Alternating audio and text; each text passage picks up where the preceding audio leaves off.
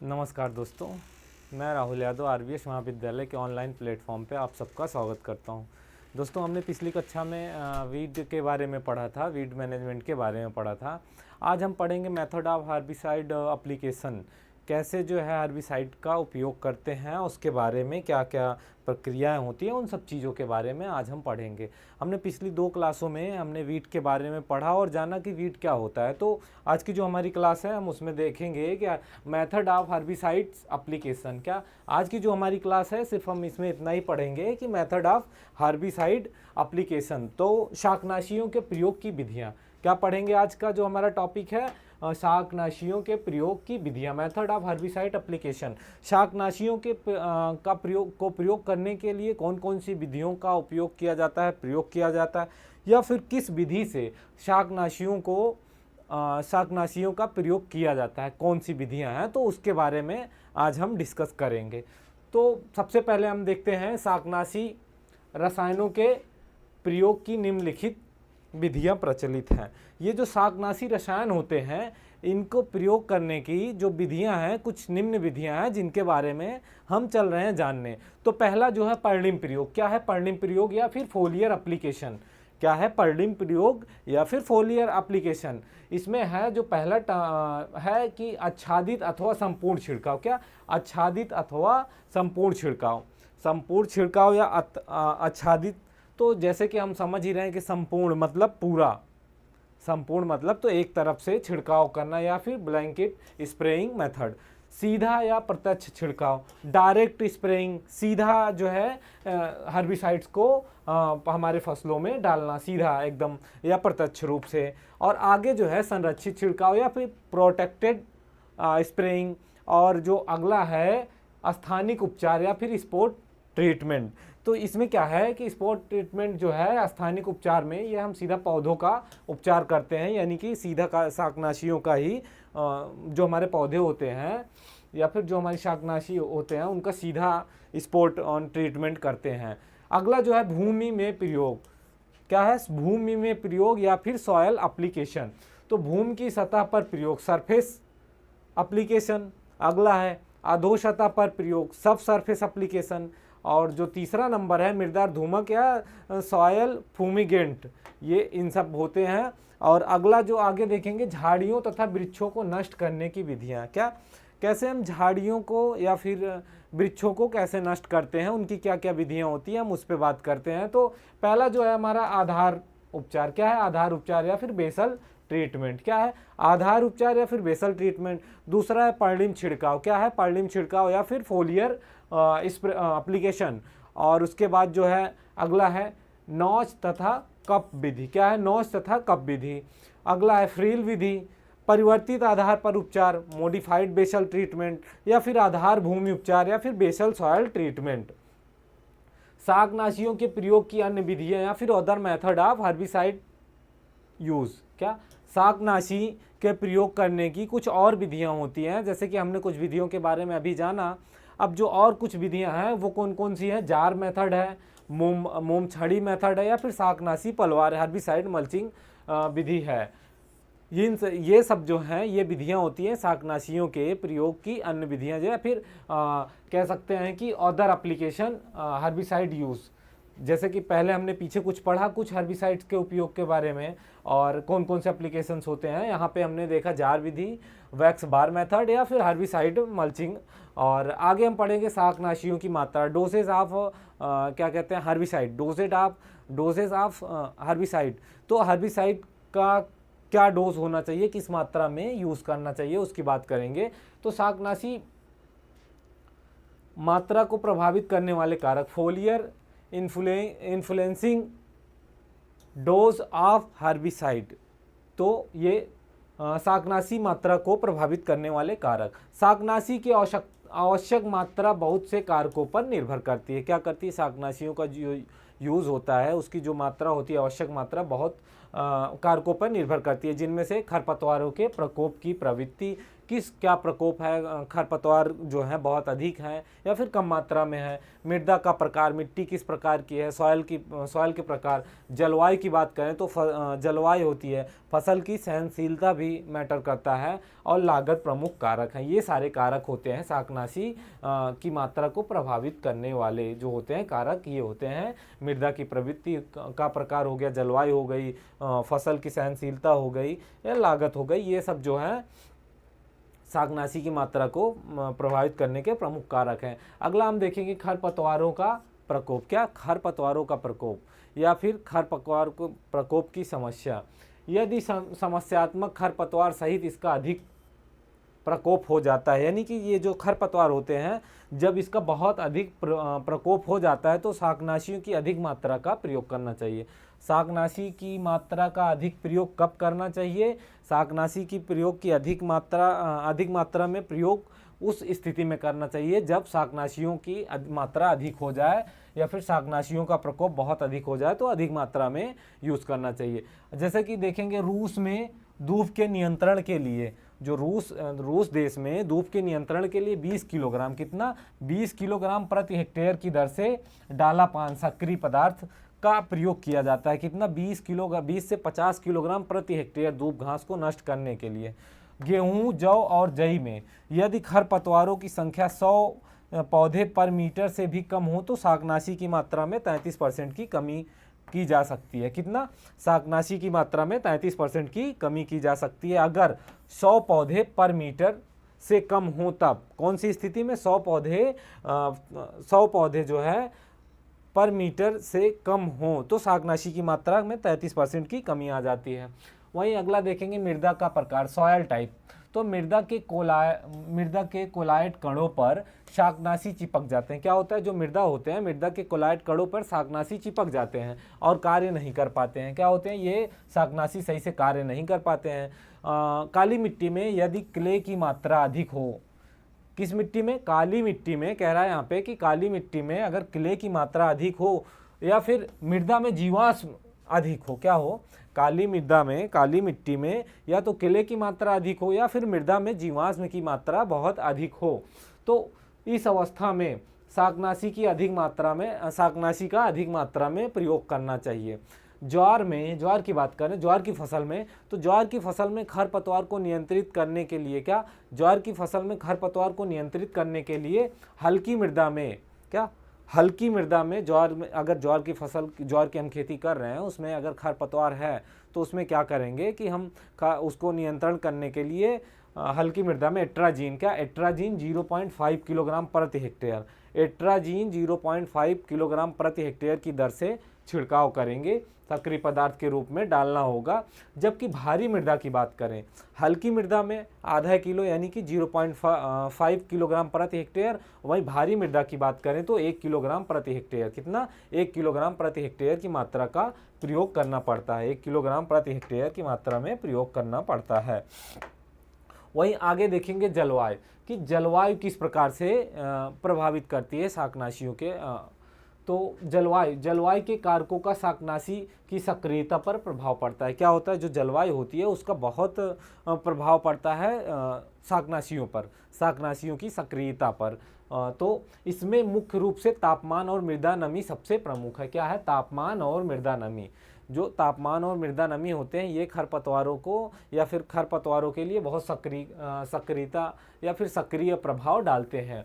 गर्मी की बात करें तो गर्मी की दशा में शाकनाशी की सक्रियता बढ़ जाती। क्या होता है?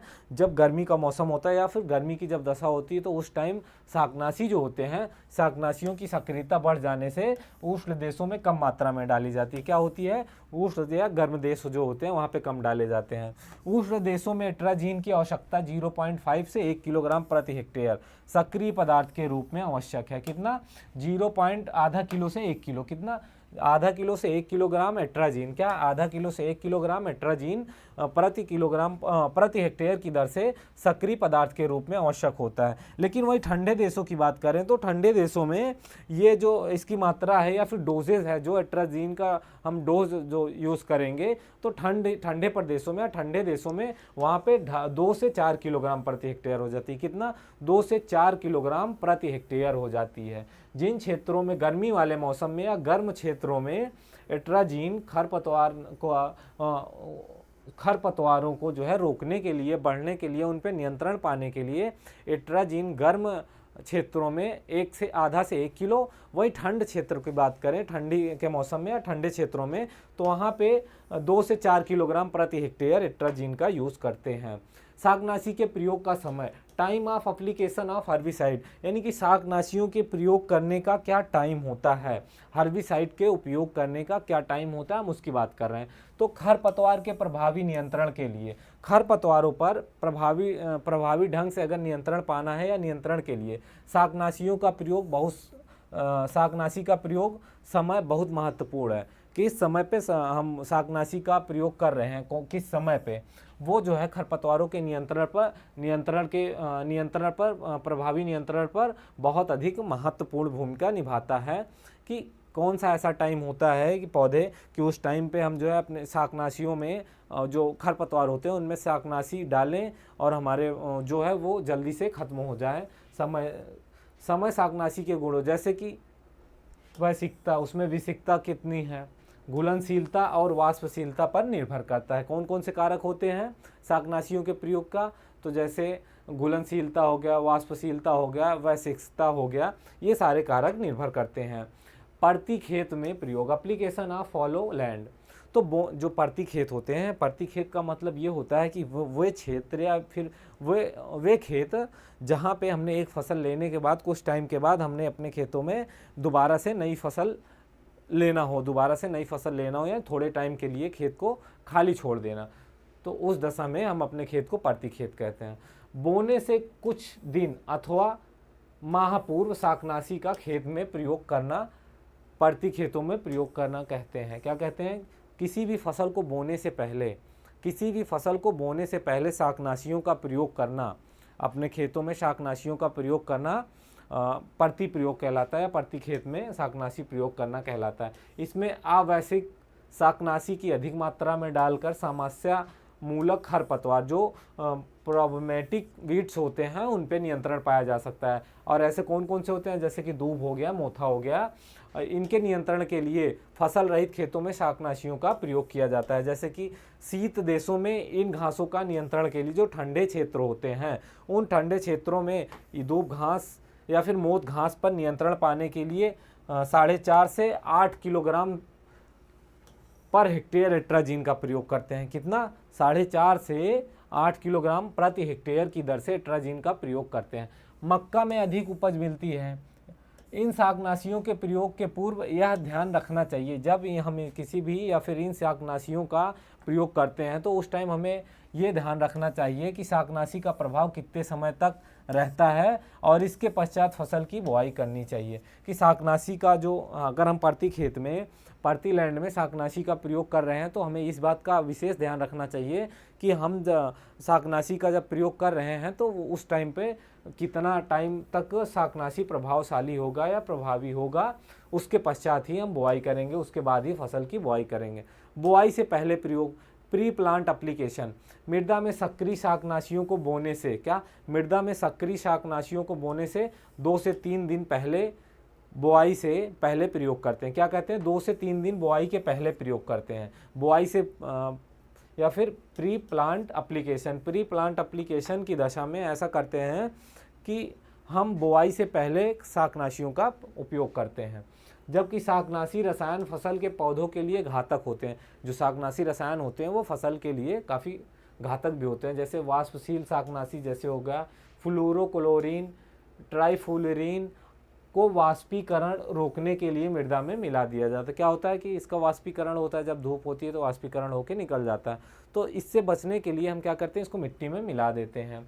फसल बोने के बाद इनको मिट्टी में सुचारू रूप से नहीं मिलाया जा सकता। क्या अगर फसल बोने के बाद हम इसको मिलाना चाहें मिट्टी में, तो फसल बोने के बाद हम मिट्टी में इसको नहीं मिला सकते हैं, इसलिए बोने से पहले मृदा में मिलाया जाता है। क्या होता है, बोने से पहले, बुआई करने से पहले, यानी फसल की बुआई करने से पहले ही इसको मिट्टी में मिला दिया जाता है। फिनाक्सिलिन का सोयाबीन पर बोने से पहले प्रयोग करना चाहिए या फिर अंकुरण के समय प्रयोग करना चाहिए। क्या जो सोयाबीन होती है, सोयाबीन के बारे में हमने पहले पढ़ा भी है, तो सोयाबीन में फिनाक्सिलिन का प्रयोग बोने से पहले, सोयाबीन को बोने से पहले प्रयोग किया जाता है। क्या होता है कि पहले करने की अपेक्षा जो है प्रभाव पड़ता है, ट्राइफ्लोरिन का भी इसी प्रकार से प्रभाव पड़ता है। दोनों जो है एक ही सेम तरह से प्रभावित करते हैं। अंकुरण से पहले प्रयोग, प्री एमर्जेंस एप्लीकेशन। क्या, अंकुरण से पहले प्रयोग। जब हम खेत में अपने जो क्रॉप होगी, फसल होगी, उसके बीज को जब खेत में डाल देंगे और वो बीज जो है जर्मिनेशन होने से पहले, क्या अंकुरण होने से पहले, अंकुरण होने से पहले, फसल की बुआई के बाद एवं फसल की बुआई के बाद एवं फसल व खरपतवार के अंकुरण के पूर्व। यहाँ पे कहने का मतलब कि हमने फसल को बोया, क्या फसल के बुआई के बाद, तुरंत बाद, और अंकुरण से पहले। क्या, अंकुरण से पहले, बुआई के बाद अंकुरण से पहले क्या होगा, ये प्री इमरजेंस एप्लीकेशन। तो शाकनाशी का प्रयोग करते हैं, अंकुरण के पहले प्रयोग करते हैं। इसका प्रयोग बुआई से 1 से 2 दिन बाद किया जा सकता है। कब, जब हम अपने फसल के बीज को बुआई करते हैं, उसके 1 से 2 दिन के अंदर अंदर इन शाकनाशियों का प्रयोग हम कर सकते हैं। और इसी प्रकार केवल विशेषिक शाकनाशियों का प्रयोग किया जाता है। अधिक घुलनशील शाकनाशी रसायनों का प्रयोग नहीं किया जाता है, क्योंकि इनके नष्ट हो जाने की शंका होती है। क्या होती है, इनके नष्ट हो जाने की, ये जल्दी खराब नष्ट हो जाएंगे, गल जाएंगे, उसकी आशंका रहती है। वैश्विक रासायनिक जो होते हैं, वैशेषिक शाकनाशियों के प्रयोग से खरपतवारों के अंकुरण होने वाले बीज भी मर जाते हैं। क्या होते हैं, और फसल पर कुप्रभाव नहीं पड़ता है। क्या होता है, अगर शाकनाशी का प्रयोग कर रहे हैं तो उस दशा में जो कुछ खरपतवारों के बीज भी खेत में पड़े रहेंगे, उन पे भी नियंत्रण पाया जा सकता है। अंकुरण के बाद शाकनाशियों का प्रयोग, पोस्ट इमरजेंस एप्लीकेशन। फसल के जमाव के बाद, क्या फसल के जमाव के बाद शाकनाशियों का प्रयोग करना चाहिए। फसल के जमाव के बाद शाकनाशियों के प्रयोग करने को अंकुरण के बाद प्रयोग कहा जाता है। क्या, अंकुरण के बाद, फसल के जमाव के बाद, जब फसल जम जाए उसके बाद शाकनाशी का प्रयोग करेंगे तो अंकुरण के बाद का प्रयोग कहलाएगा। बुआई के बाद प्रयोग तभी किया जा सकता है जब फसलों के पौधे इतने बड़े हो जाएं। क्या हो जाएं, जब फसलों के पौधे बड़े हो जाएं। जैसे कि गेहूं और जौ में पैराक्वाइट और सीमाजीन अंकुरण के बाद प्रयोग करते हैं। क्या, पैराक्वाइट और सीमाजीन अंकुरण के पहले प्रयोग करने पर हानिकारक होता है, इसको बाद में करते हैं। लेकिन 3 से 4 पत्ती निकलने के बाद, जब पौधों से, हमारी फसल से 3 से 4 पत्तियां निकल जाएं, तो निकलने के बाद इसका प्रयोग करने पर हानि नहीं होती। सामान्यतः शाकनाशियों का प्रयोग बुआई के 30 से 40 दिन बाद करना चाहिए। कितना, बुआई के 30 से 40 दिन बाद शाकनाशियों का प्रयोग करना चाहिए। तो आज हमने ये पढ़ा या फिर हमने ये देखा कि शाकनाशियों का प्रयोग किस तरह से करना चाहिए, बुआई से पहले, बुआई के बाद। तो इन सब चीज़ों को हमने वीड मैनेजमेंट में, या फिर हम कह सकते हैं हर्बिसाइड मेथड एप्लीकेशन के अंतर्गत पढ़ा। जो हमारी वीड मैनेजमेंट की क्लास है या फिर हर्बिसाइड और वीड के बारे में जो आगे का टॉपिक है, हम उसको एक नई क्लास के में उसके बारे में अध्ययन करेंगे। आज के लिए बस इतना ही। जय हिंद।